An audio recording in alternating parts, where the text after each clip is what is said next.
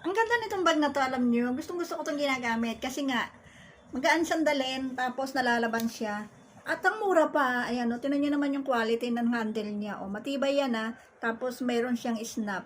Ayan, mayroon siyang lock dyan sa opening niya.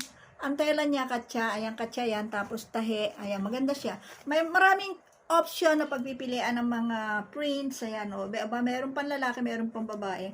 Maganda rin itong pang giveaways pagka meron kayong mga anak na magbe-birthday. O pang souvenir pagka may birthday. Pwede nyo lagyan dito ng mga gift items na pang giveaways nyo. Ayan, o.